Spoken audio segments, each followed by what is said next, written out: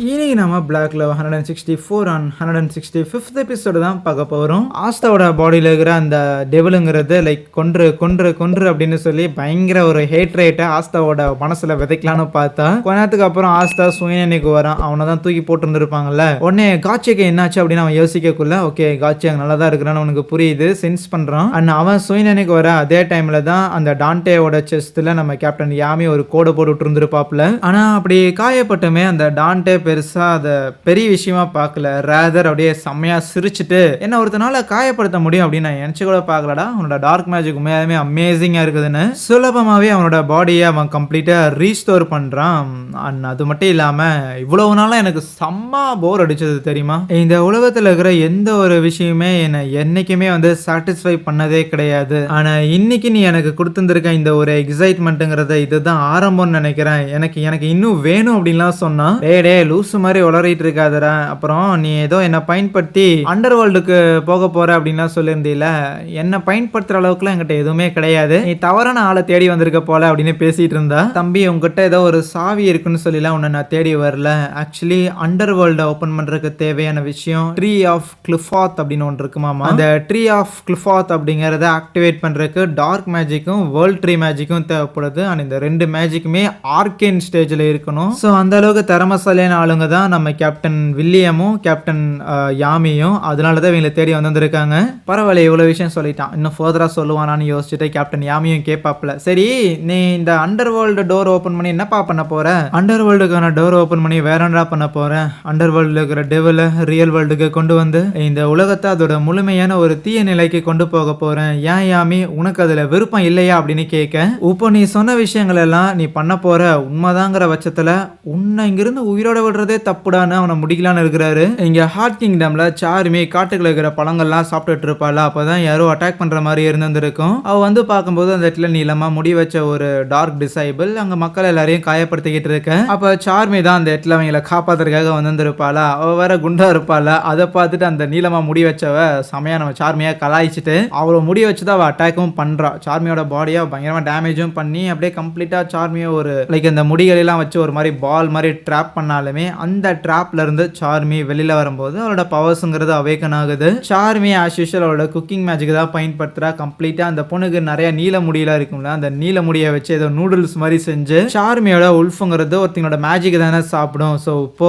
அந்த நீளமா முடிய வச்சு அவளோட முடிய ஒரு நூடுல்ஸ் மாதிரி செஞ்சு கம்ப்ளீட்டா அதை சாப்பிட்ற. இப்போதைக்கு அவளுக்கு ஒரு பாப் கட்டு போட்டு என்னடி மேஜிக்லாம் போயிடுச்சா இந்த வாங்கிக்கணும் கொமட்லேயே ஒன்று வச்சு படுக்க போட்டாரா. பேரலா அந்த ஃபயர் மேஜிக் யூஸ் பண்ற ஸ்பிரிட் கார்டின் இருக்கிறாருல ஃப்ளோகா, அவரையுமே அடிச்சு போட்டு ஈவன் அவரோட சிஷிய கோடியா இருக்கிற நம்ம லியோ பையனையுமே செம்மையா டேமேஜ் பண்ணிட்டு இன்னொரு டார்க் டிசைபிள் பெரிய பஞ்சாயத்து பண்ணிக்கிட்டு இருக்க. அவனோட மேஜிக்ங்கிறது ஒரு ஷார்ப் ஷூட்டர் மாதிரி. ஆனா இதுல அட்வான்டேஜ் எங்க இருக்குதுன்னா அவனால ஏகப்பட்ட கண்களை பேட்டில் ஃபீல்டு முழுக்குமே சமன் பண்ண முடியும். ஸோ நம்ம லியோ ஒரு சின்ன மசில மூவ் பண்ணா கூட அவன் எங்க இருக்கிறான் அப்படிங்கிறத சென்ஸ் பண்ணி எந்த ஆங்கிள் இருந்துமே எஸ்கேப் ஆக முடியாத அளவுக்கு அவ்வளோ ப்ரிசைஸான அட்டாக்க அந்த எதிரி யூஸ் பண்றான். இருந்தாலும் லியோ விட்டுறக்கூடாதுன்னு சொல்லி அவன் புதுசா கத்துக்கிற டெக்னிக்ஸ் எல்லாம் பயன்படுத்தினாலும் அது செம பவர்ஃபுல்லா தான் இருக்கு. சிக்கனா காலி தான். அவன் அதுல இருந்து எஸ்கேப் ஆகி நம்ம லியோவை திருப்பி அடிக்கிறான். என்னடே நீ யூஸ் பண்ற அட்டாக்ல இருந்து எஸ்கேப் ஆகுறதுல எனக்கு ஜுஜுபிடா, முதல்ல நான் யூஸ் பண்ற அட்டாக்ல இருந்து எஸ்கேப் ஆக பாடுறா அப்படிங்கிற மாதிரி தான் அவன் ஜாலியா கீழே படுத்துக்கிட்டு சண்டை போட்டுருப்பான். ஸோ அப்படியே நேரங்கிறது போயிட்டே இருக்க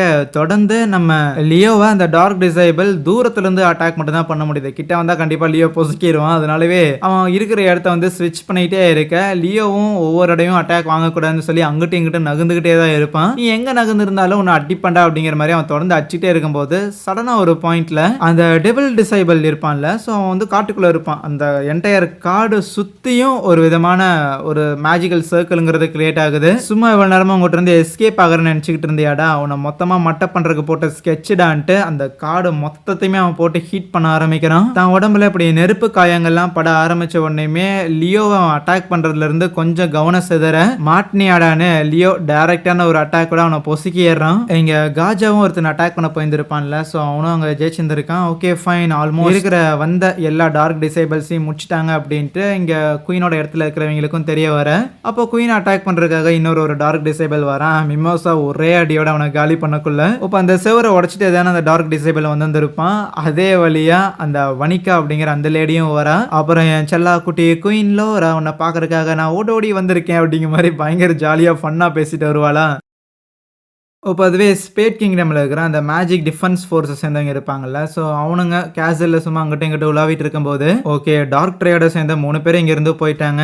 எந்த ஒரு வேலையும் பண்ணாமல் போர் அடிக்குது, இருந்தாலும் ஏதோ ஒரு ஸ்பை கிளவர் கிங்டம்லேருந்து வந்திருக்கான் அப்படின்னு கேள்விப்பட்டேன், அது உண்மையா அப்படின்னு இன்னொருத்தட்ட கேட்கல. ஸ்பேட் கிங்டமை ஸ்பை பண்ணுற அளவுக்கு ஒன்றும் முட்டாளுங்க யாரும் இருக்க மாட்டாங்க அப்படிங்கிற மாதிரி உனக்கு கலாய்ச்சிட்டு போவானுங்களா. அதுவே டான்டேவோட ரூமில் ஹூடி போட்ட எவனோ ஒருத்தன் வந்து நிற்க, அங்கே ஒரு சோல்ஜர் வந்துட்டு ஏய் யாரா நீ தான் கிளவர் கிங்டமோட ஸ்பையாடான்னு கேட்கும்போது எதுவுமே பேசாம அவன் மறைஞ்சு போயிடுறான். சடனா அந்த சோல்ஜரோட ஷேடோல இருந்து அவனை அப்படியே தரைக்குள்ள இழுத்துட்டு போக, அதுக்கப்புறம் அவன் திருப்பி வெளியில வரான். அண்ணா அவன்கிட்ட பிளாக் புல்ஸோட லோகோவும் இருக்கு. ஹார்ட் கிங்டம்ல வனிகா குயினை மீட் பண்ணும்போது ஏன்பா இப்படி ரொம்ப பயந்துகிட்டு இருக்கிற? ஓ போன தடவை உன் மேல அந்த கர்ஸ் யூஸ் பண்ணதுக்காகவா?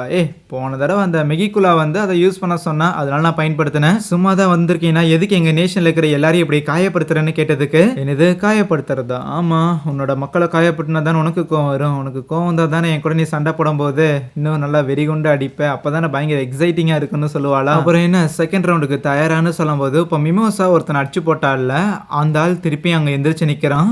அந்த வனிகா அவங்க மேல பயன்படுத்தி இருக்க டெவல் மேஜிக்ங்கிறது அந்த டார்க் டிசைபிள்ஸை சாக விடாது. ஸோ இவன் சாகலைனா காஜால இருந்து மற்றவங்க எல்லாருமே இன்னும் சில பேரை தோக்கடிச்சிருப்பாங்கல்ல, அவனுங்க எவனுமே சாகல, திருப்பி சண்டைக்காக வரானுங்க. ஸோ இப்போதைக்கு இந்த வனிகாவை காலி பண்ணாதான் அவனுங்களை தோக்கடிக்க முடியும்னு நம்ம சில்வா மிமோசா அப்புறம் இந்த குயின் லோரா அப்படின்னு சொல்லி எல்லாருமே களத்துல இறங்க. அந்த டார்க் டிசைபிள்ல ஒருத்தன் நம்ம மிமோசாவை நாக்க வச்சு சுத்தி பிடிச்சிடுறான். அதுவே மிமோசா அவளோட பவரை பயன்படுத்தி அந்த ஆளை நகர விடாம பண்ண. இப்போதைக்கு மிமோசாவாலே நகர முடியாது, அந்த டார்க் டிசைபிளாலே நகர முடியாது. ஆகையால் அந்த குயின் லோராவும் சில்வாவும் சோலோவா இருக்கிற அந்த வனிகாவை டேக் டவுன் பண்றதுக்காக முயற்சி பண்ண.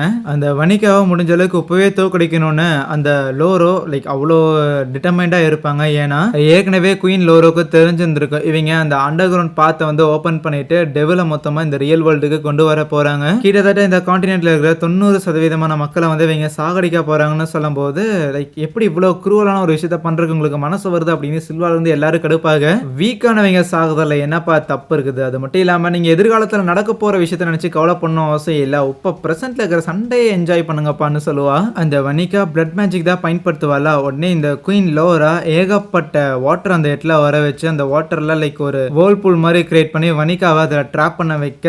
ஒன்ஸ் அந்த தண்ணி ஃபுல்லா அந்த இடத்துல வந்த உடனே சில்வா வந்து தண்ணியில தானே ஸ்பெஷலிஸ்ட். ஸோ ஆகையால் இப்போதைக்கு அவளோட வால்கரி ஆர்மருங்கிற ஒரு ஃபார்ம் இருக்கும்ல, ஸோ அதுக்கு அடுத்தது பார்த்தா மெர்மைட் ஃபார்ம்னு ஒன்று இருக்குமாமா. ஸோ அதை வச்சுட்டு அந்த வனிகாவோட நெஞ்ச குத்தி கிழிச்சிருவா. ஆனால் அவளுக்கு அது எந்த ஒரு பிரச்சனையும் இல்லாத மாதிரி தான் ஃபீல் ஆகும். அவளோட டெவல் பவர்ஸை 50% இன்க்ரீஸ் பண்ணி திருப்பி அந்த இடத்துல ரொம்ப ஈஸியா நம்ம சில்வாவை சமாளிச்சுக்கிட்டு இருக்கேன். இப்போதைக்கு மக்கள் எல்லாரையும் காப்பாற்றணும் அப்படிங்கிறது ஒரு பக்கம் இருந்தாலும் தன்னோட அம்மாக்காக பழி வாங்கணும் அப்படிங்கிற எண்ணம் சில்வா கிட்ட இருந்தாலுமே அதையும் தாண்டி ஒரு விஷயம் அவங்கள சண்டை போடுறதுக்காக டிரைவ் பண்ணுது. அது என்னன்னா ட்ரைனிங் எடுத்துக்கிட்டு இருக்கும்போது அவரோட அந்த குயின் லோரோ தான் சொல்லியிருந்திருப்பா. நிறைய டைம் அந்த குயின் லோராக்கு வந்து லைக் தான் வந்து குயினா இருக்கிறதுக்குலாம் தகுதியான ஆளா என்ன ஏது அப்படிங்கிற மாதிரியான சில கேள்விகள்லாம் வருமாமா. அந்த கேள்விகள் ரொம்ப ஜாஸ்தி ஆனதுக்கு காரணமே அந்த வனிகாவை முதல்ல கன்ஃபரண்ட் பண்ணும்போது அந்த வனிகா இப்படி ஒரு கேர்ஸை போட்டுவிட்டு போயிருந்திருப்பாள்ல, அந்த டெவல் போட்டுவிட்டு இருந்திருக்கும். இப்போதைக்கு எனக்கு இந்த கேர்ஸை அப்லிஃப்ட் பண்றதுக்காக நான் சண்டை போடுறேன்னா இல்ல மக்களை காப்பாத்துறதுக்காக சண்டை போடுறேன்னா இல்லைனா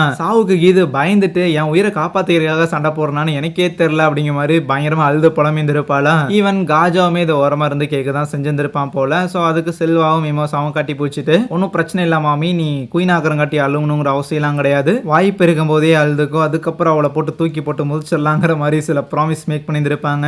இப்போ முடிஞ்ச அளவுக்கு செல்வா வனிகா அவளோட பவர்ஸை வந்து எக்ஸ்ட்ரீமுக்கு யூஸ் பண்றாளா அப்படிங்கிற மாதிரி புஷ் பண்ணிட்டே இருப்பா. அதே மாதிரி வனிகாவுமே ஆல்மோஸ்ட் அவளோட 70% ஆஃப் பவர்ஸை யூஸ் பண்ண போக அது அவங்க போட்ட ஸ்கெட்சாக தான் இருக்கும். ஸோ ஒன்ஸ் ஆல்மோஸ்ட் அவளோட பவர்ஸ் அவள் யூஸ் பண்ணிட்டா அப்படின்னா அடுத்தது அவள் டெவிலோட பவர்ஸ் தான் கடன் வாங்க போவா. அந்த டைம்ல தான் நம்ம சேக்ரேவை களத்தில் இருக்கிறோன்னு பிளான் போட்டிருப்பாங்க. ஏன்னா அவள் தான் அந்த டெவில் பவரை யூஸ் பண்ண போறாள். ஸோ அதை யூஸ் பண்ண போகும்போதே அந்த பவரை அவளோட பாடியிலே வச்சு கம்ப்ளீட்டா சீல் பண்ணக்குள்ள அந்த சீலுங்கிறது கம்ப்ளீட் ஆயிரும். அவளை தோக்கடிச்சாச்சு அப்படின்னு நினைக்க அங்கே இந்த ஒரு எபிசோடை முடிக்கிறாங்க. So thank you.